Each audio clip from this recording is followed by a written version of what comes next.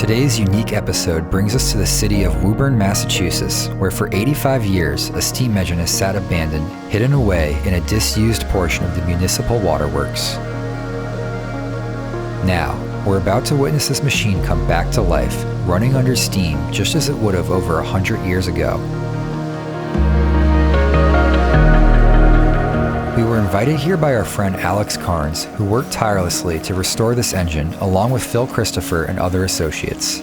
Alex, a recent acquaintance of ours, has been gradually bringing us deeper into this mesmerizing mechanical world. Hoist away! He has a seemingly infinite amount of knowledge about foundational technology, especially in regards to steam, light, and energy. And as you're about to find out, he's incredibly passionate about sharing that knowledge with others. Manscaped sponsored this portion of today's video. Manscaped is a men's grooming and hygiene company that has products for all of your trimming needs. If you're tired of dull blades, annoying guard attachments, and a bulky power cord, Manscaped has just the product for you. This is the Beard Hedger Trimmer. The 7,200 RPM motor and titanium-coated T-blade can cut through the thickest of hair in a single stroke. You can choose 20 different hair cutting lengths with the wheel, with only one guard needed. The trimmer is also waterproof, cordless, and rechargeable. To go alongside your freshly trimmed beard, Manscaped also created dermatologist-tested beard care products. Their beard oil, beard shampoo, beard conditioner, and beard balm. Whether you're starting your beard journey or looking to upgrade from your current routine, Manscaped is here to help you grow a legendary beard. Go to manscaped.com/properpeople today and get 20% off plus free international shipping when you use code PROPERPEOPLE at checkout. Join over 9 million men worldwide who trust Manscaped today at manscaped.com/properpeople.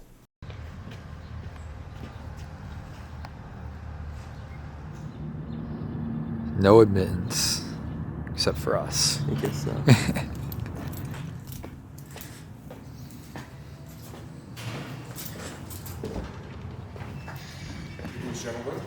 Wow.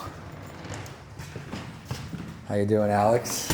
I am doing pretty well today for obvious reasons.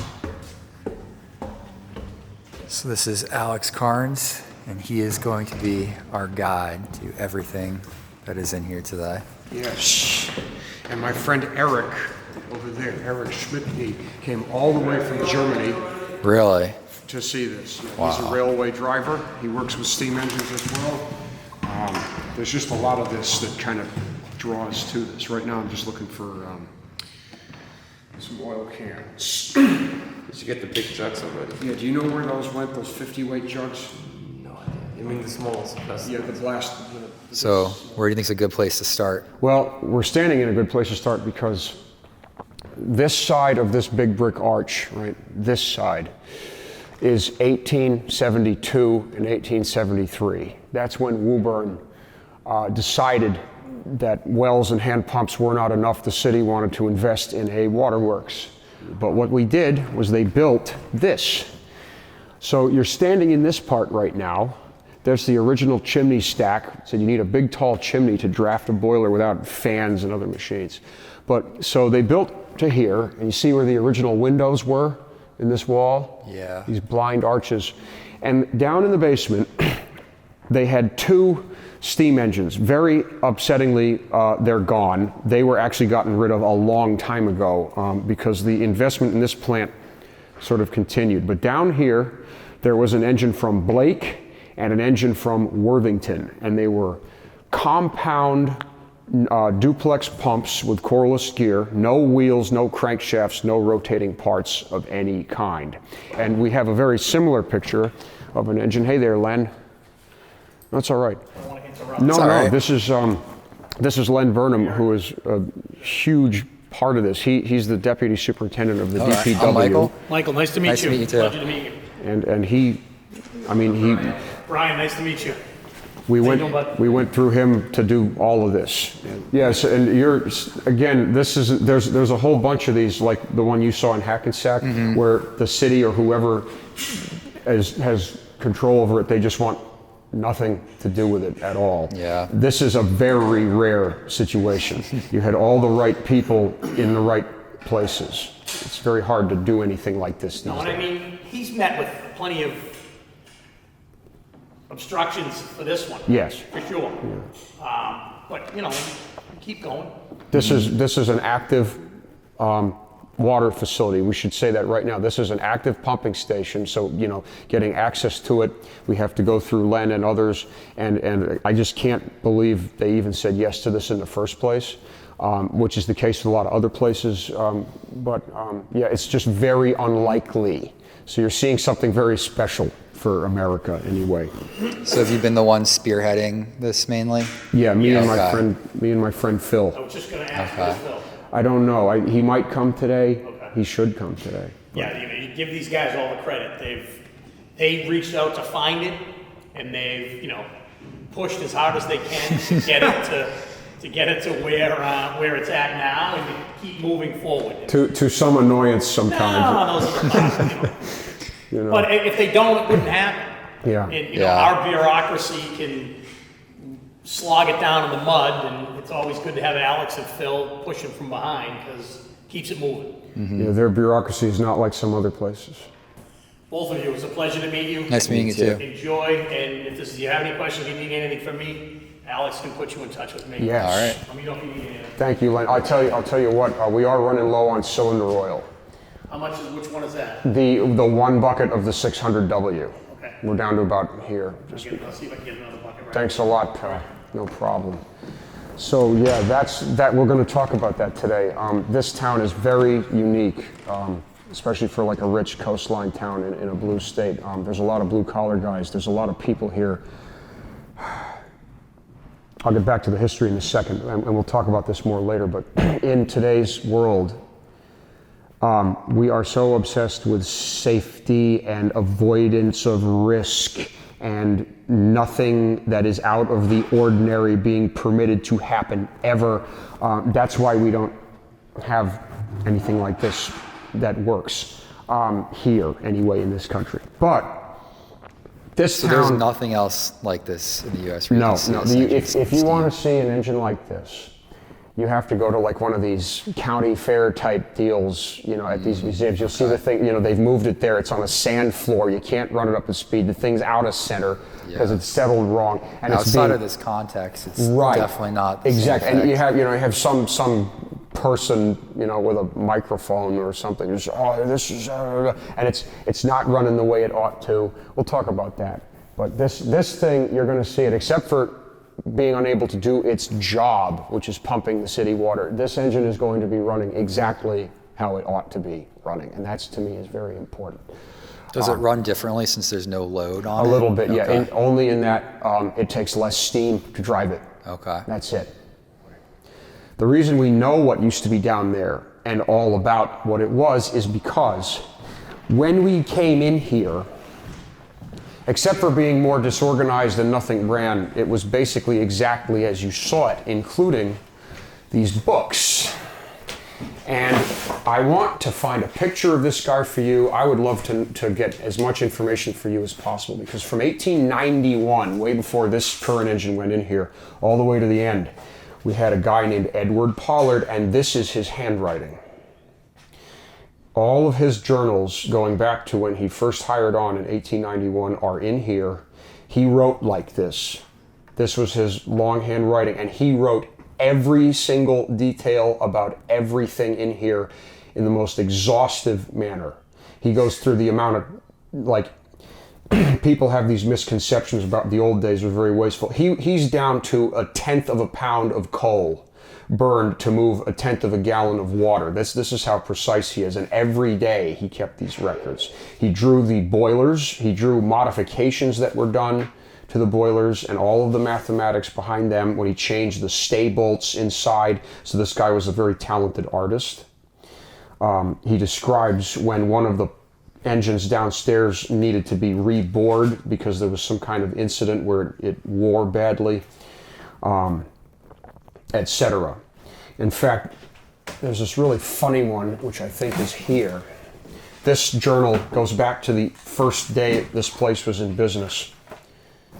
Or no, not quite. This is 1886, so we go back further because this started in 1872 or 3. It's 1885. So the first chief engineer, it only had 2 chief engineers in its entire days of steam. This guy, I think, was G.M. Wade. And you go forward, right? And this is all Wade's writing until you get to 1891.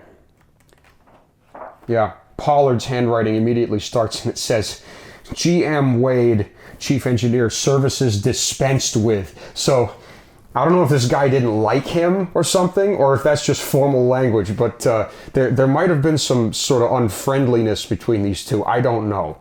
But then, and after that, we immediately get much better handwriting and much more thorough records. And you can see here, B is Blake, W is Worthington. So he keeps track of every single thing with these engines. He keeps track of the boiler pressure, the amount of water pumped, the vacuum in the condenser, the receiver pressure, the amount of strokes they made because they had these revs counters, everything. So yeah, this is how we know everything in here that I can't answer. We'll have to look this up. It's in some news articles. Some sort of drought or deterioration of the water quantity through the well feeding those 2 engines began to not be enough for the town. So in 1907, Pollard and everyone else decided, well, we need another engine. We need to add a substantial increase to the water supply. So they knocked this, they didn't knock, they made this arch in this wall. They extended this building on fairly short notice, actually. You'll notice a missing overhead crane. But they sunk the foundation way down deep. They put this engine in here, which is 5 million gallons per day, which is as much as the two others downstairs combined.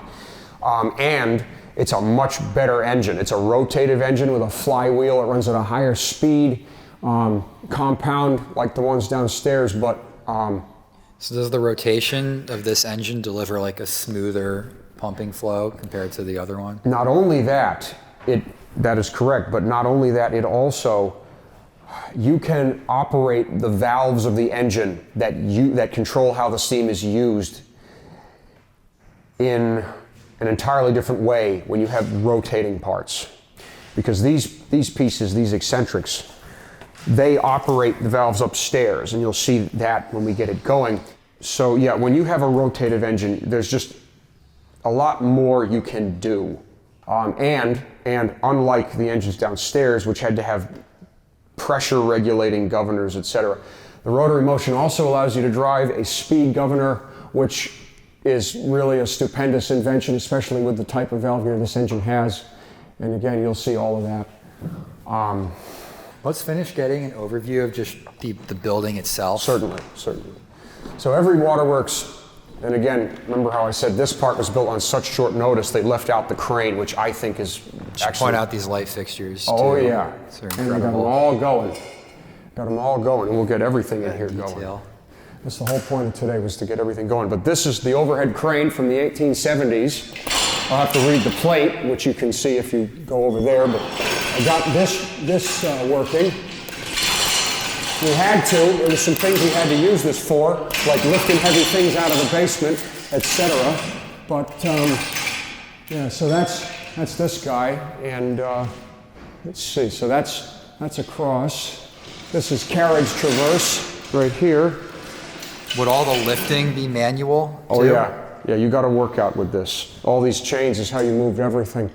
So.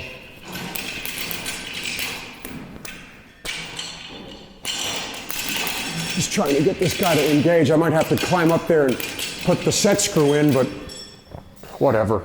So how does it, is there some like force multiplication going on to allow a human to be able to lift these heavy components? Yeah, and that chain fall is an immense gear reduction. I think it's like almost 200 to 1. In that cylinder there? Yeah, okay. So when you spin that wheel, boy does that hook move slow. There's reductions everywhere, you know. See, I have to pull this quite a lot to get a fairly slow movement on that carriage. So reduction's the name of the game when you got limited power. So now when it comes to the lights, I have a very special treat for you. I didn't find these in here. These are from my own personal collection, but when they put the electric lighting system in here, which was shortly after they built it, I think 1890s. It would have been all carbon filament lamps with a DC dynamo driven by a small steam engine. So I have put in all of my carbon filament light bulbs for all of you. So some of these are replicas, some of them are originals, but these lamps are what you had over 100 years ago, and some of these bulbs are actually over 100 years old. The claim to fame, that one in that California fire station, is that it is the oldest continuously working. I don't think any of mine are quite as old as that one. Some other people have older ones that still work, but that one has been on for 130 years. This was a control board for electric motors that drove centrifugal pumps. That steam engine came out of service. They divested themselves of the steam plant very early. It's very surprising. Most of these types of steam-driven waterworks ran till the 70s or the 80s even in major cities. But this place, they had a 4,000 volt electric system come in here, and it completely replaced the whole steam plant. It was shut down when that happened. The original boiler house on the other side of this wall was completely scrapped out and made into an auxiliary fire department for the city. And so we lost the steam source, and then it just happened. Now the strange thing is, They put the motor pumps down here? no, they put that back up, so that's a 6-cylinder gasoline engine. That's where the steam turbine used to be. But the electric motor pumps are actually all around the pond in these little shacks in different wells, because the water naturally filters through the ground before being pumped to the city. And then after all that, they added this immense filtration plant over there, which is part of the modern place. But the funny thing is, this place came out of service before this horrible thing called World War II. And in World War II, they wanted everything for scrap to build for the war effort. And Pollard, who was still around, knew this, and he said, "There's no way I'm letting you come in here and scrap this engine," because they were even after pots and pans and spoons and stuff. And here is this, which is good first smelt cast iron and brass and copper and steel of the highest quality everywhere. Even the gauges are incredibly beautiful. Exactly, and the reason that they're still there is because what Pollard and apparently other officials in city engineering did. I mean, did you see this thing? This is the original scientific balance for water metering and treatment. Wow. This thing's from Troy, New York. It's still absolutely perfect. It's got its little badge from the U.S. Department of Weights and Measures in here. It would be tested every year. Are these all imperial system standard weights? Yes. Okay. Yeah. You see, this is how you suspend the beam in here. This walking beam. So you can center it first, pick up the beam, and then put it down and weigh your sample. Everything with this is just incredible. So, but the reason all this is here is because the city engineering, especially I think when the war started picking up, Pollard was a very shrewd old New Englander, and he said, "You're not getting your filthy mitts all over my steam engine, even if it's not running anymore." So they locked the place tight, and they never let anyone in ever again. Ever.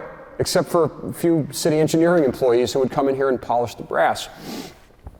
And this continued until 2015 when I got permission to come in here and look at it, which is a very long story. But the conspiracy was, I mean, it basically was a conspiracy. It was so thorough that it took us 2 years to obtain permission to work on the thing, because I guess city engineering had to break it to other city officials that this was here. And one of the first days we were coming to work on it, the mayor comes in, and his first words, I kid you not, were, "How did I not know this was in my town?" And this is a mayor who's been there for 8 terms, and it's unthinkable. Since that, after that happened, it took us 5 months, me and my friend Phil, to get it going. And we funded it ourselves. I expected no reimbursement. Actually ended up getting reimbursed, but it wasn't all that much money. It was, you know, it was a few $1,000s or so, basically pocket change. Partly because the engine was in extraordinary condition, and partly because, unlike most of the sort of preservation stuff, we know how to stretch a dollar, and we weren't in it to make lots of money. But that's another story. Is there anything else that you'd like? I don't think so. Right. Should we start bringing steam up? Yes. All right. My friend Eric has been very diligently getting the engine going because it takes a lot of attention and care, you know, even to fill the lubrication system properly. Yeah, I'd like to show some of the prep work, especially how like every individual component needs its own oil cylinder. Right. Eric, you up there? I'm here. Oh, good. Can I have? Where is the 50 weight oil at the moment? So, what we'll do. The first thing we got to do, it takes a while for any boiler to come up to steam, especially a power boiler. So we'll go and light that off, and then as it's warming up, and the header in here is warming up, we will we'll show you a bit about the prep process. If you like, we'll oil some things. You might have seen some of these things abandoned in some of your videos. Oh, plenty of them. Yeah, so this is a Cleaver Brooks, and very short summary is it's a rental boiler. It's in a trailer instead of on a foundation. It's a 4-pass fire tube, light oil fired, just like your home heating furnace. And this is about as packaged as a package boiler can come. It's pretty amazing, actually. Wilkinson brought it. Huge thank you to them. But everything in here is from 1978 or so. It's a, we have a, let's see, we've got an atomizing air compressor. Here's our 480 volt feed coming in right now. It's my favorite part of the day, is getting everything going. The water level means on this guy, these automatic switches that are driven by floats will permit the boiler to fire. If it goes low, it starts a feed water pump, and if it goes too low, it stops the burner, and we have 2 of those for safety. So, load demand, there it goes. I'll get out of your way. I just have to make sure the gas tank valve is open. We're still running that purge cycle, is what you hear right now. The main reason we use steam, especially today, is to generate electricity, and yet here is a steam boiler that requires electricity to operate. So right now we've got steam generating electricity somewhere else to drive the systems of this boiler to make steam again. So kind of backwards. I would prefer a hand-stoked, manually fired boiler with no electric machinery attached to it at all. Of course, in the old days, when you had that here, the city water pump would keep working no matter what was happening outside in the outside world. If the grid failed or something like that, that steam engine would just keep running, and the boilers would just keep going because it needed no electric supply of any kind for anything. When even on low fire, the thing started making steam after maybe an hour, and I said, holy crap, that's a fast steaming boiler, especially for that size. Usually if you're steaming up that fast, you have too big of a fire and you'll break things. You'll crack heads, tube joints, but that one has the lowest fire setting and it does that. Anyway, so now that we're actually going on an alive plant, I have to think of this first before I think about talking. So these guys here are gravity feed oilers. They're very simple. There's a glass reservoir and you fill this up with oil. We're not going to fill it all the way because these use it very slowly. So would they refill these while the engine was in motion during normal operation? Yes. However, once you got everything dialed in correctly, you should not have to refill these for days. Okay. The drip is very, very slow. All right. So the next thing that happens is, now that we've filled the reservoir, this oiler oils the main bearing, right? You see this little peep sight under here? It's glass. You can see through. Yeah. So this is the trip right here. You put this up in the air and you begin adjusting the rate with this guy. This moves a little needle valve right in the center, and we got to get this drip going. And there it is. You see it? Yeah. So this one runs kind of fast like that because we want it to feed oil to all of these, which are going to run really slowly. The rest of them we set to maybe 1 drop a minute or even less. And if we're not running hot bearings, we dial it down and down and down. So someone who's fully experienced with this machine needs to know the drip rates for each one of these cylinders. Right, and you do that, firstly is you can't have under lubrication because you will destroy the bearings and the other working parts. So first thing is you need to always be feeling things with your hands, especially when you first start off. If you feel anything running warm, you up the oil rate. And if you can't get it cooled down that way, you have to stop and find out what's going on. There might be a clogged pipe or something like that. But the reliability of these things was really extraordinary. And in fact, it's so good that when we got this engine going, we ran hot big ends one time when we had inadequate oil feed. Everything else has never had a problem on this. And it sat for almost 90 years before we got it going. I had to rebuild, like one of these, some wise guy had thrown a rock through the window and smashed one of these, so I had to find a new glass for it. But besides that, they were all right here. They all we cleaned them and they worked. And they worked perfectly. It's incredible. Well, it's how they built these things. We'll pretend that we have that little dynamo engine going now. Now this, of course, electricity is coming from the grid, but we'll get all the lights going here. Those are all originals and original electric sockets. Everything up there is original to the plant. There's this one. I got various different types, so you can see them all. You want to go downstairs and see those get fired up? All right.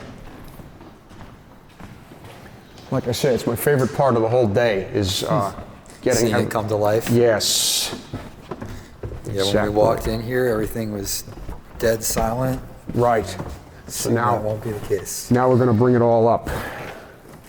Ready? It looks really cool down here. Oh yeah, and you'll see it running from down here and everything. Wow.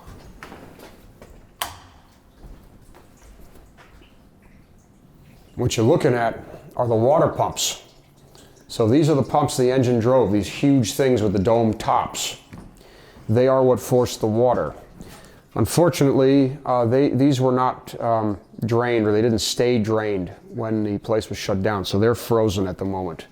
But even if they weren't, we can't pump water because it would be tremendously disruptive to their power plant, their current water pumping station operations. So it's fine. We let the engine run and it doesn't drive them. Let's see, we'll get these lights here. Oh, and I don't know if you saw the tool racks. Never seen a curvy wrench like that. Yeah, all of these were right where we found them. You know, some had fallen on the floor and what have you. Yeah. But we didn't have to do anything except put things back and clean them up. This was all just like this. And there's a lot more upstairs. This is a Venturi chlorinator. One of the first things they ever did to treat water to kill harmful bacteria and things that were, that would make you really sick was they would put in very small amounts of chlorine, and this would add it at a metered rate. The water would flow through the big pipe, and this thing would come in with these little orifices, and the pressure difference between the one facing where the water was ramming from and away from would draw little bits of chlorine through this. And they would treat it, and they would measure how much chlorine was in there by taking specific gravity samples with that scale upstairs. So where would this enter the water stream of what's going to people's homes? Well, it would enter, these are the suction pipes, this would enter the discharge, I think. Oh, but okay. The thing is, they, of course, obviously knew that chlorine in any amount over a minuscule amount is poisonous to people. Mm-hmm. So these guys, they had to make sure that what they were doing was exactly proper, because you can't hurt people with your water. That's the whole point of this place. The whole point was originally you would have a well, and whatever sewage that your neighbor was dumping in his outhouse or whatever would leach into the ground. And whenever you pumped water out, you had this in London, you had it here, you had it everywhere. If you were drinking water that you just pumped out of the ground by hand, it could have anything in it, and a lot of people died. A lot. So many people. It was one of the biggest killers ever before steam engines came around. And when we developed all these pumping systems, it was for the good of all people. You can have, at least in my opinion anyway. You can have a society without electricity, without a lot of things, but you cannot have a civil society, anything more than like a hunter-gatherer thing, without fresh water in and bad water out. You can't. The Romans knew this. Anyone that ever had even a rudimentary water delivery system way before engines knew this. And for obvious reasons. If you don't have clean water, you cannot have, you can't drink, you can't wash, you can't have anything resembling a hospital. So, in my opinion, I am particularly worshipful of running water, more so than electricity, because without that, with some of my health issues, I would die without fresh running water. I can't be alive without it. So this stuff to me is a lot more than an interest. That's the sound of steam. Oh, really? So what we're going to do, yes, what we're going to do now to avoid this water hammer. Is it knocking in the pipes? Yes. We're going to start opening up our drains. So that's the sound of the building coming to life. The steam coming into the cold header will condense into water. Eric, do we have a reading on that main gauge? Do we have a reading yet? We don't? Okay. So it's just beginning to arrive. Again, my favorite part, the whole building is a living creature. And now there's blood flowing in its veins. And what's going on? What's that? What? How are you? Oh, hi there. We're doing all right there. Pretty important thing we're doing here. You running this weekend? Oh yeah, absolutely. So, there's your steam. The reason we have this is because when you put steam, especially saturated steam with no superheat, in cold pipes, it immediately condenses into water. The water is harmful because it is very high mass, and as it travels through pipes at high speed, carried by the steam, it can and will destroy the pipes and also any engines, turbines, etc. that you have attached to the network. So we have these drains everywhere to drain it out. And again, all things being perfect, this drain would go back to the boiler room into the feed water tank. But because they dismantled the whole setup, it has to drain into the basement right now. So, and remember how I told you upstairs there's an oil catch system. First of all, I like to reuse oil. Second of all, we can't have oil anywhere in here, obviously. I'm sorry, Alex. I'm sure this is great information, but right now we're a bit distracted by the beauty of steam.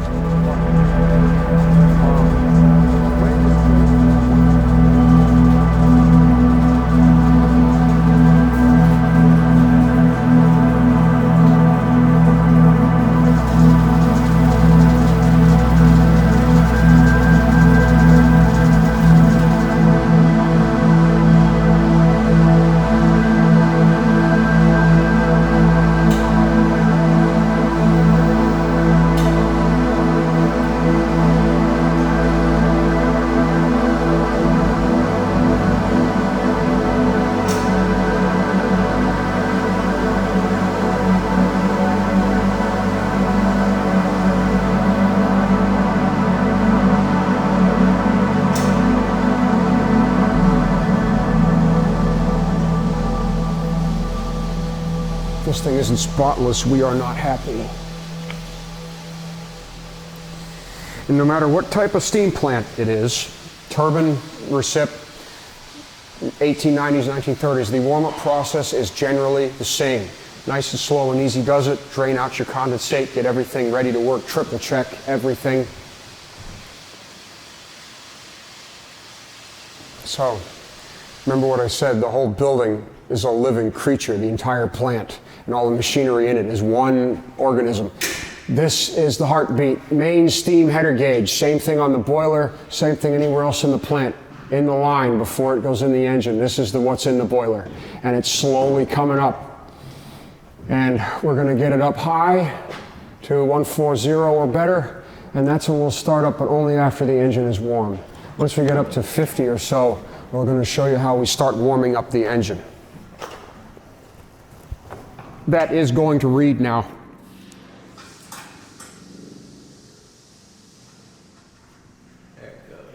Is it climbing up yet? Yep. Climbing. Good.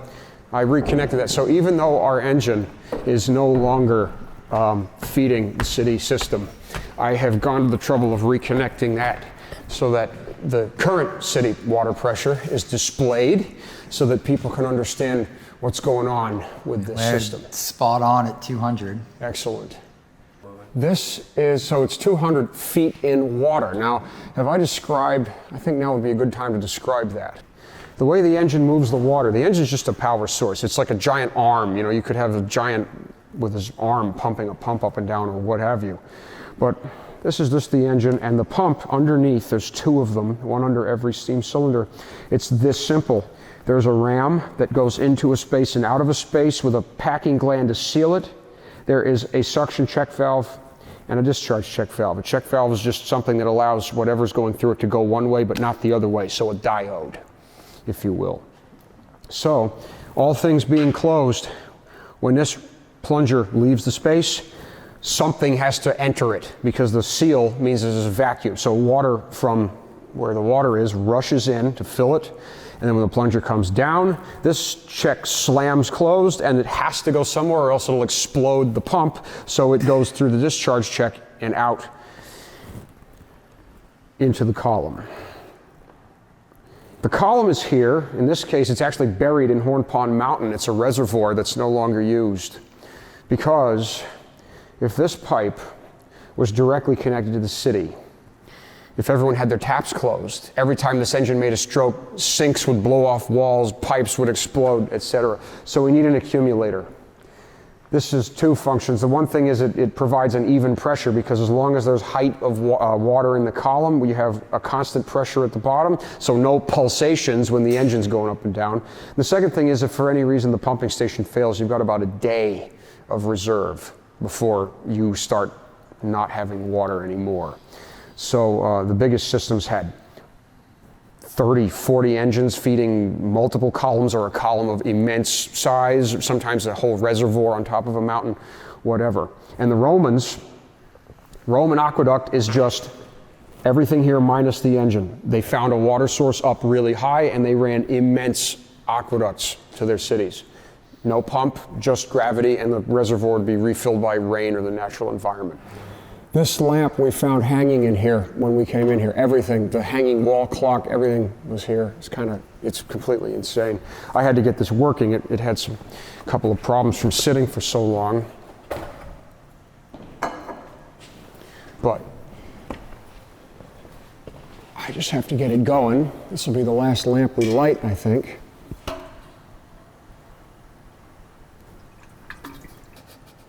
Oh, yeah, okay. Time for a new wick. What are you pouring in there? This is lamp oil. It's scentless so that people don't gag at kerosene smell. I'm used to that, but everyone here who visits, we try to make it as pleasant as possible while still having everything work right. This is what they call a center draft lamp. See, this wick is actually a circle. It's folded into a perfect circle and it goes up and down like this. This is the burner head. You stick this on like this. There's a cam lock, and then there's a flame spreader. The wick is in this. The air comes up from the outside and through the inside, through the center. This is a flame spreader. So this thing is supplied with a heck of a lot of oxygen from both sides, and it makes for a very bright and efficient flame, and that is lighthouse technology. And that's another passion of mine is lamps, lights, lighthouses, and stuff like that. I see quite a few around here. Oh yeah. Sadly, all of their original equipment is gone. I worked on one of the last ones in the Bahamas where the burner, the original oil burner and the Fresnel lens is still there, and they still use it every day. Wow. And I'm very proud of that. Those things are works of art in their own right. This chimney is so large because it draws oxygen up very, very quickly. We'll let that warm up for a minute or two. Once it really gets going, it throws light.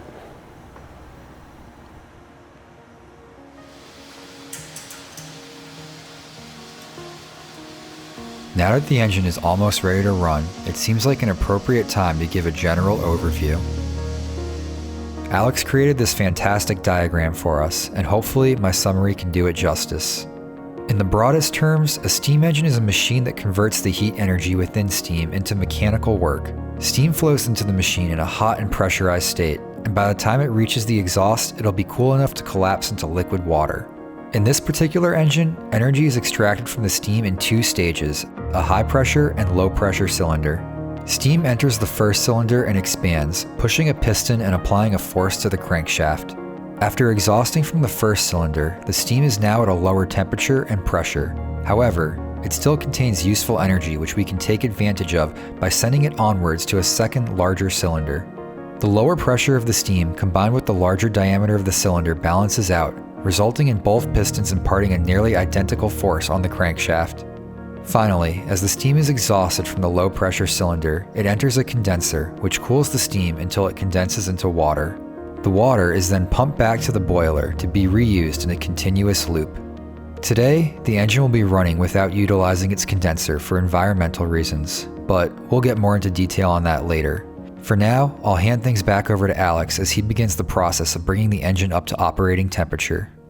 So right now... Can we come up here with you? Yeah, please. Be our guest. Still the engine is asleep, comatose. The steam is here and no further than here. I can feel the heat radiating off of this pipe. Yes, exactly. And you'd feel a lot more if it wasn't jacketed. The goal of this, and it could be jacketed better, but the goal is always keep the heat in. So these engines, I forgot the sketch pad downstairs. Let me go get it real quick. Eric, you want to get that going? Yeah, sure. All right.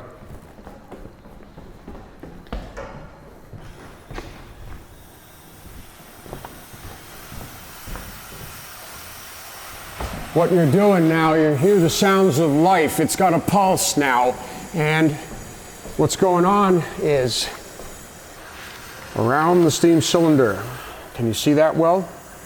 There is a chamber in the cylinder casting. This is what's underneath all this beautiful cladding, these two cylinders. This piece right in front of us. In there, this whole okay. box, it's kind of blue colored, the Russian iron. Multiple cylinders. Correct. 1 and 2, I'll show you if you want. Here's one here, and there's another there. In fact, you can see these spindles are the ends of these valves. But what we're doing right now, both cylinders have this empty chamber that is a part of their casting. You cannot run a steam engine until it is hot because of various reasons. For one thing, if it's cold, those water slugs that we had to purge out will hit the cold walls and develop. The steam will turn into water. The second reason is everything is higher friction when it's colder. And oil, the steam cylinder oil, cannot atomize in a cold environment. The third reason is that everything is smaller. When things are cold, they are smaller. When things are hot, they get larger. Thermal expansion. Tolerances are all designed for when it's hot. Precisely. And if you try to turn one of these engines when it's cold, you will damage or destroy it. Everything from the piston rings to the valves will scrape and score, and things will be in the wrong places, wrong centers. So the steam jacket is fed steam. If you come around here, I'll show you what Eric is doing. He's operating the whole system. First valve supplies steam to the high pressure cylinder jacket. It comes in through the bottom, fills the space. The steam contributes its energy to the walls by condensing. It hits the wall, cools down, the energy is given to the iron, the steam collapses into water and falls to the bottom. We have to remove the condensate. So the second thing is, the high pressure cylinder gets full pressure steam and it warms up to the saturation temp of the boiler. This one, right, you see there's a gauge on here. So we're also warming up the second cylinder. The second cylinder is exactly the same as the first cylinder, just like this drawing, except it's larger. So we can regulate the pressure of the steam going to the steam jacket. And the reason we do that is because that cylinder runs on the exhaust steam of the first cylinder. The saturation temperature of the steam doing work inside the cylinder is lower. So if we put that cylinder all the way up to boiler pressure in its jacket, we'd actually be wasting fuel and energy. So we regulate it here. Soon, both steam jackets were up to temperature, and all final checks had been made. It was finally time to start the engine, and Alex insisted I do the honors. Turn this wheel like this, because the valve is upside down, and do it gentle. She'll get turning. I just hung the boiler on the automatic operator. There you go. Okay, now dial it right back, because that's a little much. A little more back. Yeah, you don't want it to take off on you. There you go. And right now, we want to just idle along at that speed, because you see, we're clearing water out the packing glands and everything. We're going to warm it through, because now the steam is flowing through the engine. Everywhere it didn't used to be just before now. So always, no matter how high a speed the thing runs, you always get it started slow, and you listen for faults, you listen for conditions, you keep an eye on your readings, the receiver pressure is coming up. I hung the boiler on the automatic, which means the fire is now going to go up to high and adjust automatically to the pressure. That's why we had to start it fairly quickly. We don't want the boiler coming up on the operator switch and lifting the safety valve.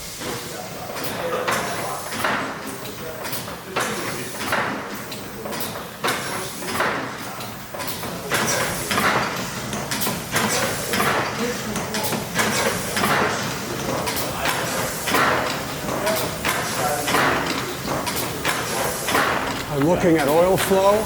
I'm looking for lost motion, NOx, anything that looks like it's loose, anything that looks like we have oil leaks in the reservoirs. I see none of that, which I'm very pleased about. I'm making sure we're feeding cylinder oil, which we are.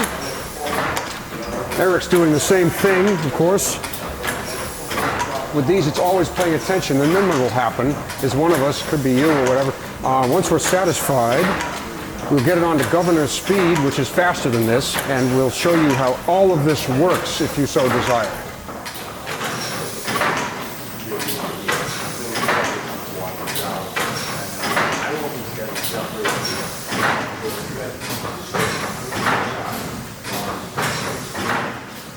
Okay, Eric, we're good. We can advance. Yes.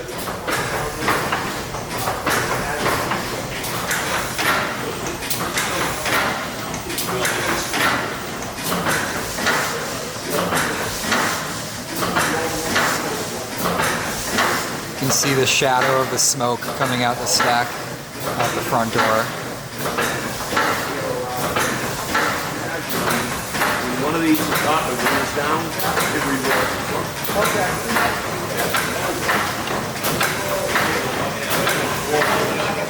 Looking good, looking good.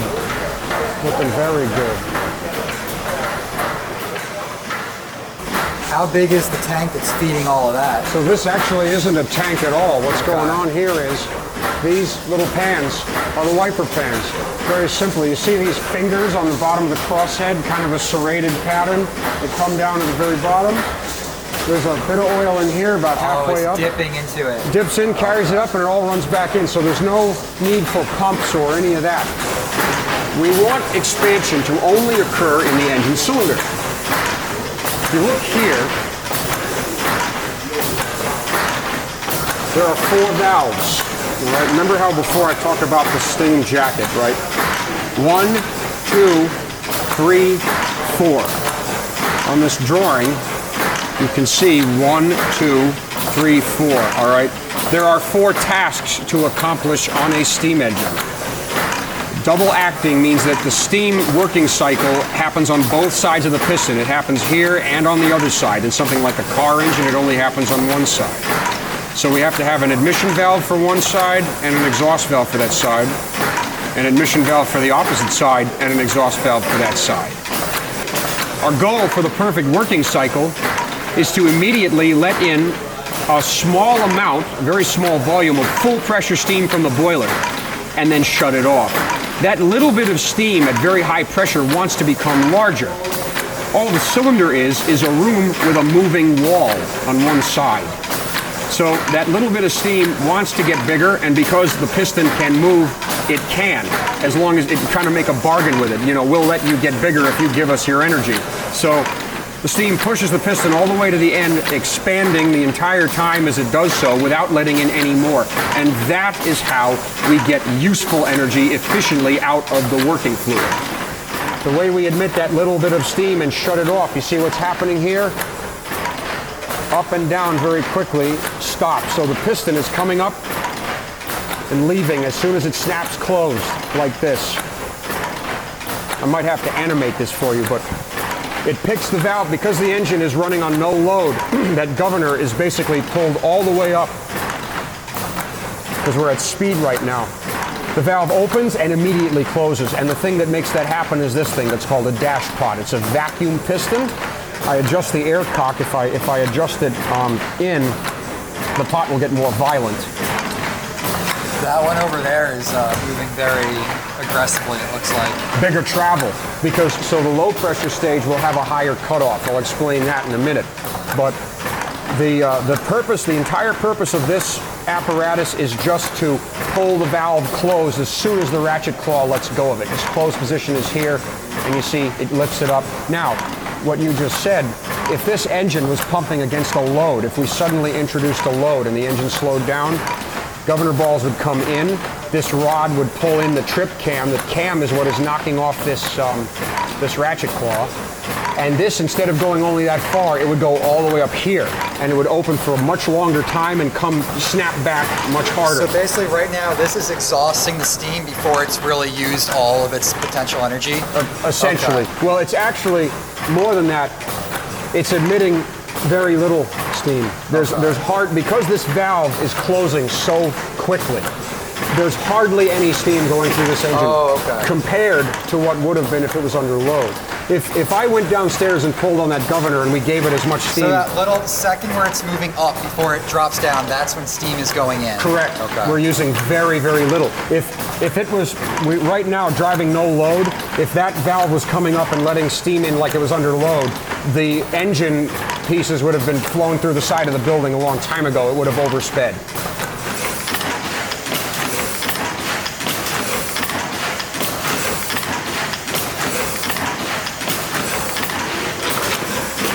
So, the two rods furthest outboard from the engine here are the ones connecting down to the main crankshaft with the flywheel on it. These two rods are controlling the motion of the other four rods, which are then working the admission and exhaust valves. This is the basis of how the engine maintains its perfect rhythm. We just looked at the first cylinder.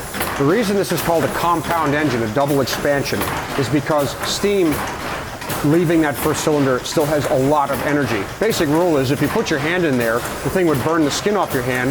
If it can do that, it obviously has enough energy in it to continue to run an engine. So we exhaust it from that cylinder and put it in this one. Just like before, everything on this cylinder is exactly the same as the first one, except everything is larger. We increase the bore of that cylinder because the pressure will have been reduced. We have already taken energy out of the steam. So the temperature and pressure has gone down a bit. We need a larger piston to take the same advantage of the steam coming in, make the same force. We want everything equal on this engine. The cutoff right there is minuscule. The cutoff here is longer by necessity. This cylinder needs more steam to contribute the same amount of work. So this valve is lifting up a considerable amount before the dash pot pulls it down. And on this engine, the governor controls the cutoff of that side. The low pressure side, I can change it with this hand wheel here. So I'm slightly altering the valve timing by moving this wheel. And you set this and the governor depending on the indicator cards the engine takes. After the work is done in this cylinder, it is exhausted into a condenser downstairs. We'll explain how that works once we go down there if you want.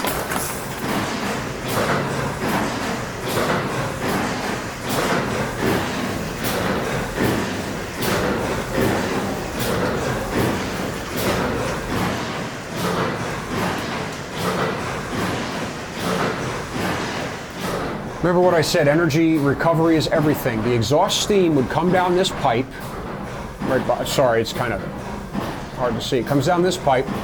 It goes through this, which is an exhaust feed water heater. This heats up cold water being fed to the boilers so that you get hot water instead. You've recaptured some energy. And then it goes into the condenser. This is a jet condenser. This thing here. So what's inside there is very simple. It's an empty space with a spray head shaped like a sphere.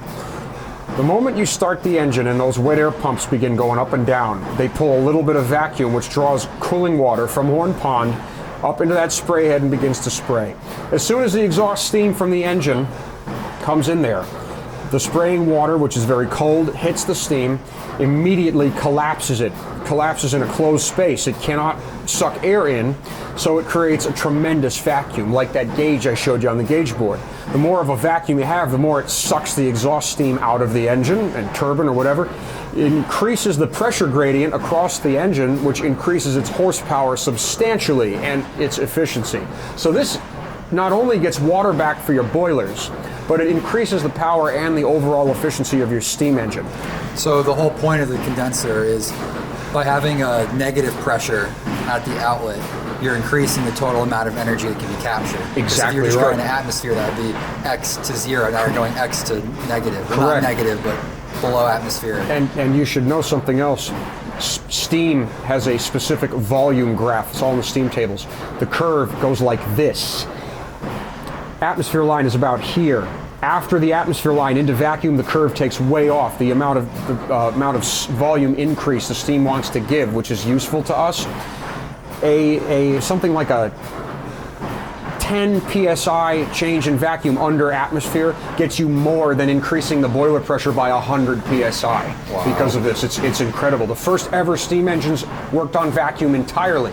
The steam came from the boiler at atmospheric pressure, and they still developed tremendous horsepower. Wow. So vacuum is everything. You must have the highest possible vacuum to run an efficient power plant.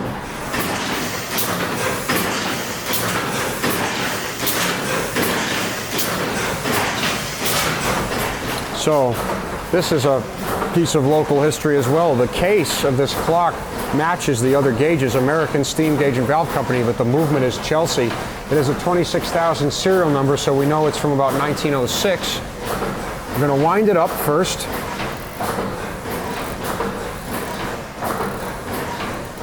So there's an 8-day wind, and then we're going to just compare the time here.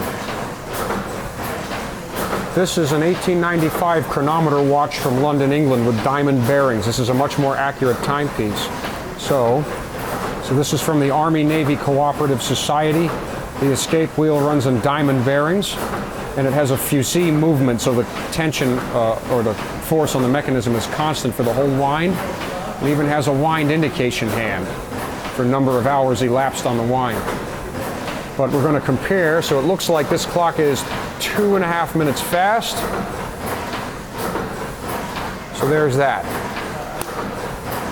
That's needed for accurate log entries.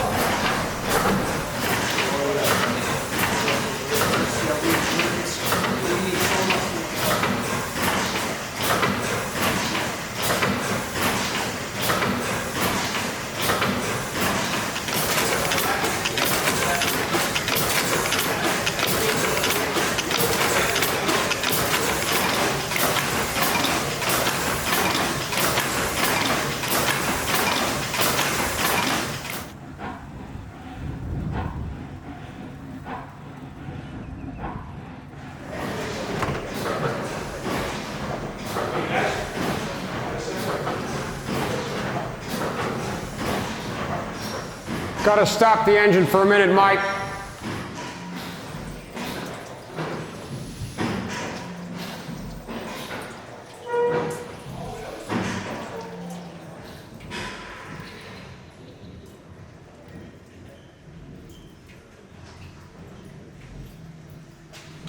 Mike? Yep. Oh, sorry. Had to stop. The boiler cycled off. I gotta go and see what's going on. Okay. Once we get up here, we'll get going again. The boiler had a water level regulator problem, so it killed the burner automatically. And when I saw the pressure coming down, I was like, yeah, that fire's out.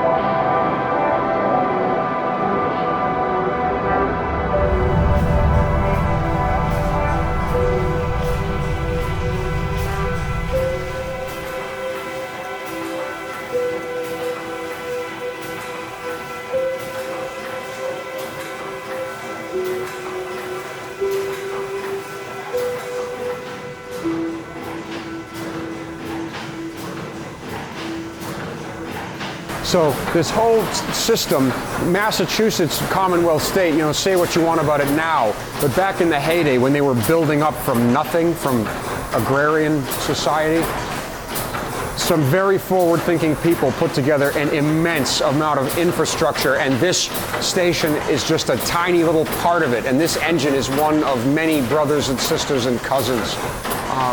And there was a whole sort of family of people. This helped build the stationary engineering institution in Massachusetts before they were generating electric power. And I love it very much. I think there's a lot of lessons to be relearned. How does it feel? How did it feel during the open house tours when you saw like kids and adults alike coming in here and appreciating this after all the work you put into getting it to run? I'm really glad you asked that question. To me, it felt really wonderful, you know, to see them experiencing something, because of course I asked most of them. I'm still not used to this answer. I asked almost all of those kids and families. We had hundreds of them. Have you ever seen a working steam engine before of any kind at all, even like a little model? They all said no, which, you know, it's wonderful, but it's also kind of scary if you think about it, how far removed we are. And everyone who came in here, from the school kids to the steam nuts who came, who had, you know, seen this before, everyone said to me, this is like no other museum or experience, because, you know, we were careful, of course, but unlike most of these other places, we gave people access. You know, you could come up here, you go up top, down the bottom. Everyone could see everything, and, you know, we showed them exactly how it works. And we had this great kid named James Hawley, 12 years old, loved steam engines all his life. He was never able to get access to any, but his parents brought him and asked, you know, he just was all over the thing, and he said, can I help work on it? And I said, of course you can, you know, and I said, mind your hands, everything's hot, everything moves. He had him up and down there, and he knew what he had it figured out in 10 minutes. It was like he's been working here his whole life, and I didn't, you know, I would find things done that usually I would do that he did, and I said, oh, that's James, this is great. You know, he saved us a lot of work. And when we told him, you know, his parents were so excited, he said, when can we bring him back? I told him, you know, 8 a.m. the next day. They showed up at 7:59 on the dot, and it was like a younger me, I guess. And in terms of me, this to me is therapy. There's, you know, I'm in here communing with energy, and I've seen so many dead, dismembered, defiled, destroyed things like this. You've seen Hackensack. The fact that we could breathe life into this and wake up the living thing that is the power plant and be in its energy and all of this. This is the whole reason I am here. This is the reason that I do everything I do in my life. It's my purpose. When you don't have drinking water and you can't grow food because there's no water to grow your crops, people start being really terrible to each other. I am not interested in ever seeing that happen again. We've had quite enough war and mess and pain and suffering, and I regard, you know, never mind decision making in politics, whatever, I regard these machines as the way away from suffering. And the machines we're making now, I think I've told you in some other videos, are starting to worry me because of the philosophies behind them. I think machinery should work with its creator, not for, not at, or certainly not against. And everyone who walks in here, even the people who've never seen anything remotely old before, they are all entranced by this. From how it looks, how it feels, the way it's like a friend or a teacher. It will teach you how it works if only you pay attention. And that to me is everything.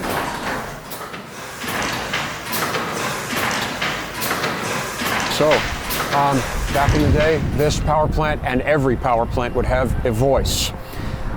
It went missing long before we came here, so I brought mine. This is a large steam whistle, just like what would have been up here. This one has a kind of a funny story. A drawbridge that shall not be named was being permanently closed. It used to be steam driven. It was electric. after they converted it, and that was the voice in the steam days, and it was sounded on air in the transition period. And when they permanently closed it, they were going to scrap all of the drive equipment. And I said, that is going to go missing. So at 1 a.m., it's all brass. That thing is quite valuable, but never mind monetary value, it's priceless. And it's also a Boston local. Just like those gauges in there, it was made by the American Steam Gauge and Valve Company. It was, they were sold as marine whistles, bridge whistles, etc. And I think, anyway, it has a beautiful voice. So this, until such time as we find the original whistle, if that happens, is the voice of Woburn Waterworks.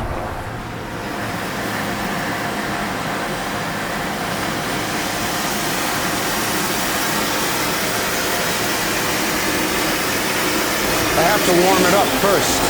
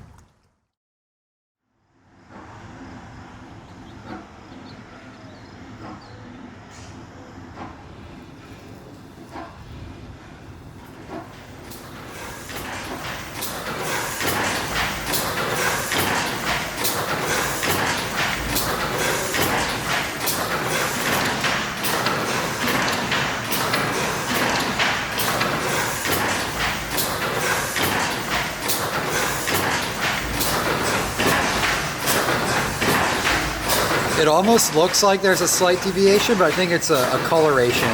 Here's why. Deviation. You see how there's rust on it, half of it? Yeah. One time, way before we came here, the place flooded all the way up to the wheel. It got about a third of the wheel. Really? What you're seeing is actually rust deterioration, which is very unfortunate. Oh, God. The wheel's the only part we want to get repainted to its original deep red.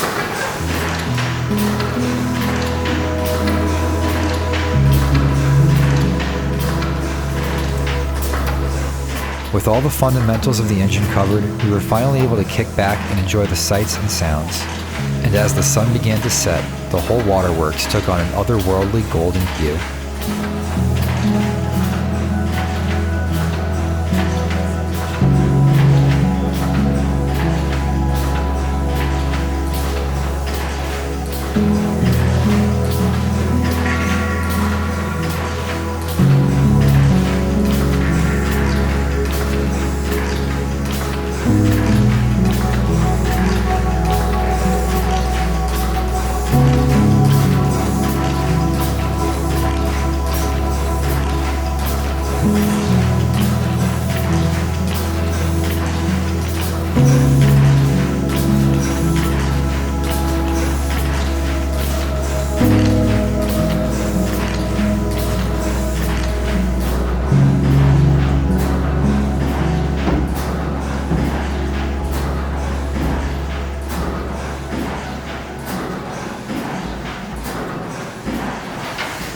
It's a lot of lamps. Yes, it is. Check on the right window. I painstakingly went through all those lamps and rebuilt them.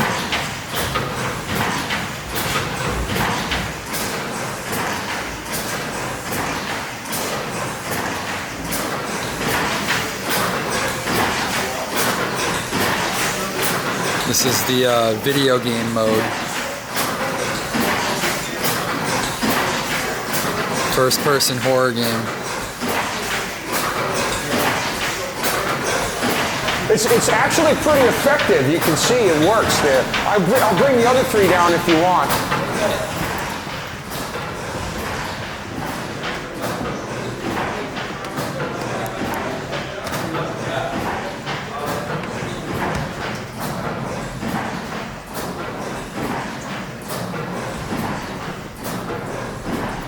Okay, we got an extra for you. I'll just hang it right here. I hung it up over there. If you want it. You want me to bring it over? No, that's all right. Okay. Can we turn off the lights too? Sure you can. Here, we'll kill the tungstens. Just watch your step is all. Now you see what happens when you do that? Look at how bright they actually are. Yeah. There's one more here. No, he's getting that switch. We are operating by lamplight only now.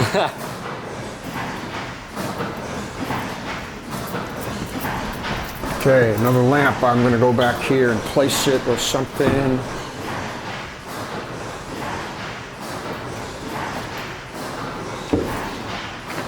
So how long do you think they were running this place without electricity?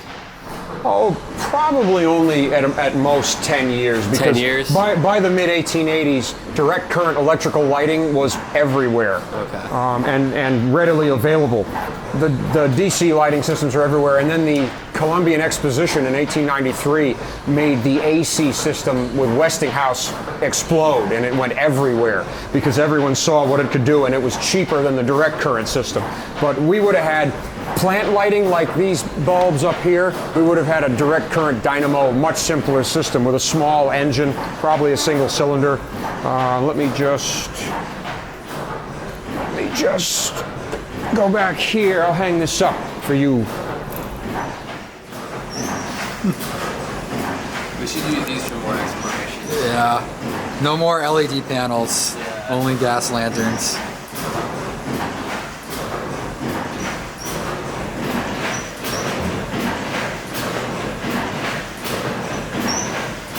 really nice. This one actually kind of brighter. Yeah, that's because maybe. So that is a straight. So the Fresnel lens is a glass-saving version of this. This is a plano convex. This is the best optical lens you can get to magnify, and you're seeing all the way back. you're seeing all the old lights. Everything here is now. You're basically back in time now. See on the back wall back there, you're really throwing. It's very hypnotizing, especially with this lighting. Can you imagine making decent pay and working here every day? I would be a proud and happy man.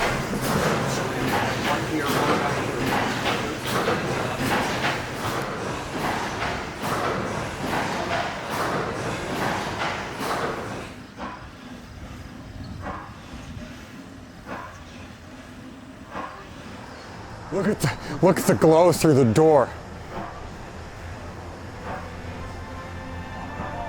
Jesus Christ, this thing is awesome.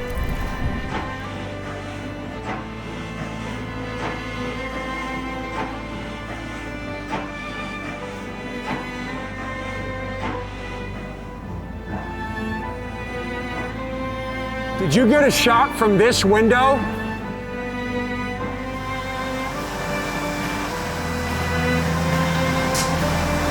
Straight up looks like a time capsule taken through this window. Like a portal. This is amazing. It really is.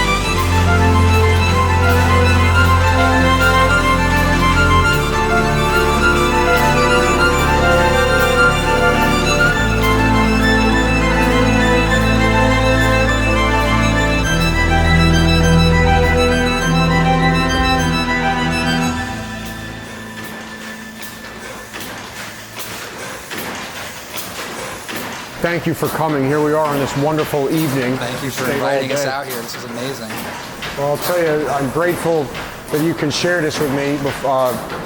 We haven't had a Christmas in my house since before Mom got sick. This feels like Christmas to me. I'm not even the religious type, but I'm just glad that we can have the energy, the color, and the light again. It's been far too long and in a place that normally you guys would see dead and partially destroyed. So thanks again, and I hope this is a big hit with everybody.